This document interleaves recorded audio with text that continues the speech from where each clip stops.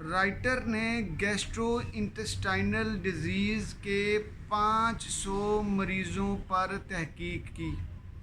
ان میں سے 370 مریض صرف ایموشنز کے بگاڑ کی وجہ سے مریض ہوئے تھے، بیماری ان کو ہوئی تھی۔ کسانوں کی بیویوں کے بارے میں یہ تحقیق ہے کہ کسانوں کی بیویاں کم بیمار پڑتی ہیں۔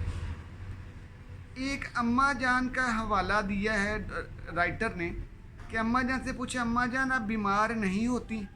کہتی ہیں کہ بیٹا میں نے پچھلے 25 سال پہلے اپنے آپ کو سکھا دیا تھا کہ میں نے بیمار نہیں ہونا، میں نے تھکنا نہیں ہے۔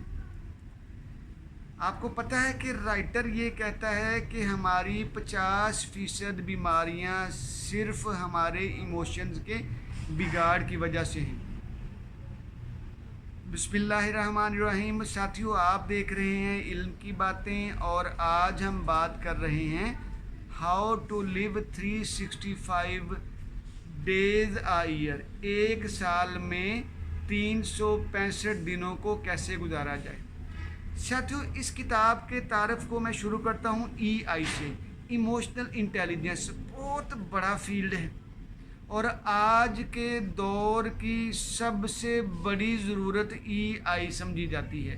اگر آپ نے فنانشلی ترقی کرنی ہے، سائیکولوجیکلی ترقی کرنی ہے، ایموشنلی ترقی کرنی ہے، ٹھیک ہے، اگر آپ نے کسی بھی لحاظ سے ترقی کرنی ہے تو پھر آپ کو ای آئی پہ عبور حاصل ہونا چاہیے، ای آئی پہ عبور حاصل کرنا پڑے گا۔ ای آئی کو ساتھیوں میں ایک ہی جملے میں بیان کروں تو مجھے سمجھ آتی ہے کہ ایموشنلی اپنے ایموشنز کو انٹیلیجنٹلی مینیج کرنے کا نام ای آئی ہے، یعنی ایموشنل انٹیلیجنس ہے۔ ساتھیوں، یہ تو تھا کینوپی، اب اس کے نیچے آگے ای آئی آئی، ایموشنلی انڈیوسڈ النس۔ رائٹر نے کہا ہے کہ ہماری 50% جو بیماریاں ہیں، پریشانیاں ہیں، مجبوریاں ہیں، وہ صرف ای آئی آئی کی وجہ سے ہیں، یعنی ایموشنلی انڈیوسڈ النس ہیں۔ ان کو آسان یہ کہہ لیتے ہیں کہ ہمارے جذبات، ہمارے ایموشنز کے بگاڑ کی وجہ سے۔ سوچیں، اگر ہماری 50% بیماریاں ہمارے جذبات کے بگاڑ کی وجہ سے ہیں تو یہ صورتحال کتنی گھمبیر ہے۔ اب اس کا ہم علاج ڈھونڈتے ہیں۔ ساتھیوں، رائٹر یہ کہتا ہے کہ ان کا علاج بہت آسان ہے۔ ساتھیوں، ای آئی اتنا بڑا ہوا نہیں ہے جتنا ہم نے بنا دیا ہوا ہے۔ ایموشنل انٹیلیجنس ہے کیا؟ اپنے ایموشنز کو سمجھنا۔ ایموشنز کیا ہیں؟ اپنے غصے کو سمجھنا، غصے پہ کام کرنا، اپنے رشک پہ کام کرنا، حسد کیوں ہوتا ہے اس پہ کام کرنا، حسد کی تباہ کاریاں کیا ہے، غیبت کیوں کی جاتی ہے، چغلی کیوں کھائی جاتی ہے، ٹھیک ہے، اس کے بعد ہمیں جو ہے غصہ کیوں آتا ہے، اس کے بعد ہم جھوٹ کیوں بولتے ہیں، مقابلہ بازی کیوں کرتے ہیں، ٹھیک ہے، ہم 2 نمبریاں کیوں کرتے ہیں۔ یہ جو ساری چیزیں ہیں ساتھیوں، یہ ہمارے ایموشنز کنٹرول کرتے ہیں، اور ہماری ایموشنز کو کنٹرول کرنے والی جو فیلڈ ہے اس کو ای آئی بولتے ہیں۔ تو ساتھ اس کو سمجھنا بڑا آسان ہے، ٹھیک۔ آج کے دور میں جو 2024 ہے، آج کے دور میں اس کو سمجھنا، اس پہ کام کرنا تو بہت ہی آسان ہے، کیونکہ ہم نے کچھ سال پہلے ہم نے ہی کہا تھا کہ دیر از نو پاسبلٹی آف امپاسبلٹی، یعنی آج کے دور میں ناممکن شے والی کوئی چیز بھی ممکن نہیں۔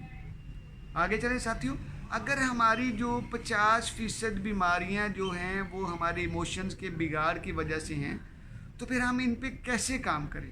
تو رائٹر نے رستہ بھی بتایا ہے۔ رائٹر نے کہا ہے کہ پہلی بات یہ ہے کہ ہمارے لوگ ان کو سیریسلی نہیں لیتے ہیں۔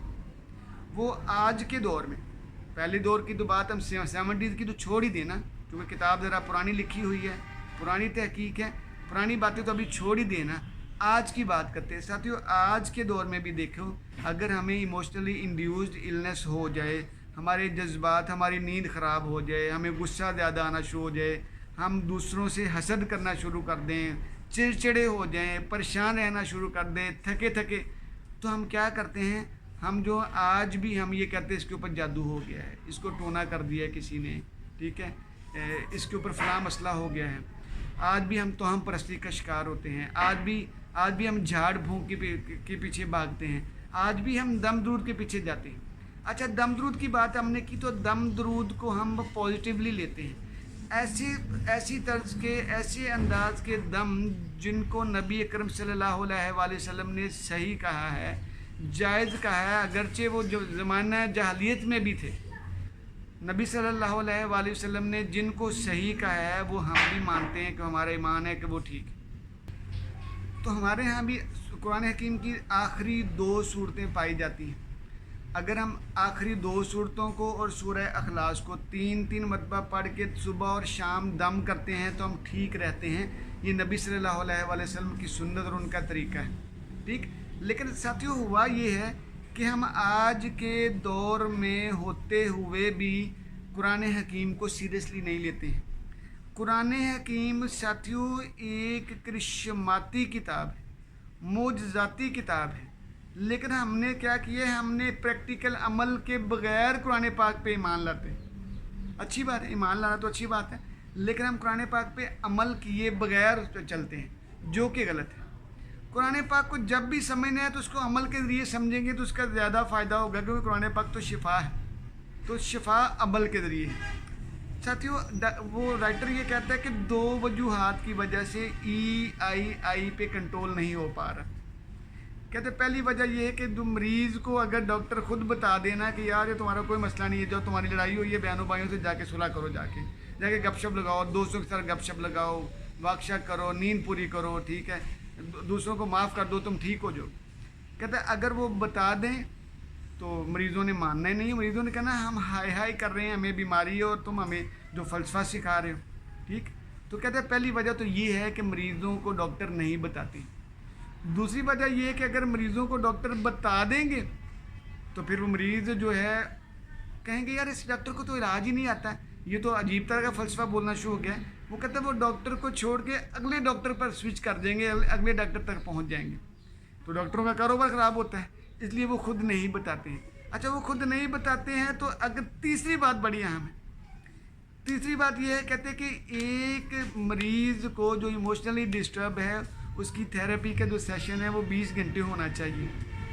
कहते तहकीक तो हमारी ये है कि 70s के ज़माने में भी जो साइकेट्रिस्ट थे वो 23 मरीज़ एक दिन में चेक कर रहे हैं। वो कहाँ पे 20 घंटे लगाएं एक बंदे पे लगाएंगे तो घर ही नहीं चलेंगे, फिर उनका कारोबार ही नहीं चलेगा।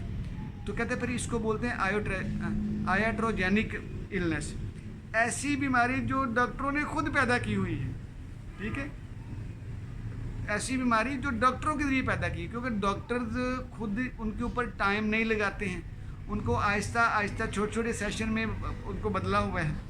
इसकी वजह से बहुत सारी बातें चूँकि क्लियर कट नहीं बताई गई, बहुत सारी बातें सीधी नहीं बताते डॉक्टर्स, इस वजह से वो बीमारियां जो वो बढ़ती चली जाती हैं, ठीक। तो साथियों, अब हम इस सारी चीज़ों को कंक्लूड करें।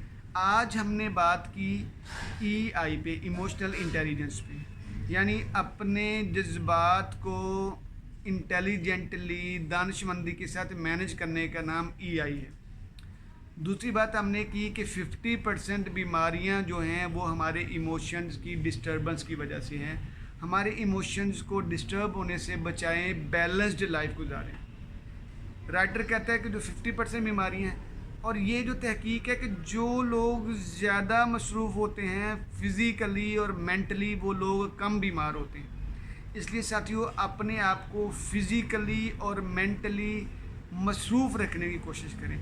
जितना आप फ़िज़िकली मसरूफ़ होंगे उतना इमोशनली इंड्यूस्ड इलनेस से दूर रहेंगे। साथियों, ये थी हमारी इल्म की बातें। आपसे गुजारिश है कि हमारी इन इल्म की बातों को अमल की बातें बनाइएगा, क्योंकि हम समझते हैं कि जब इल्म की बातें अमल की बातें बनेंगी तो ज़िंदगी में निखार पैदा होगा, और यही हमारा मतमनज़र है। जी, जज़ाकल्लाह।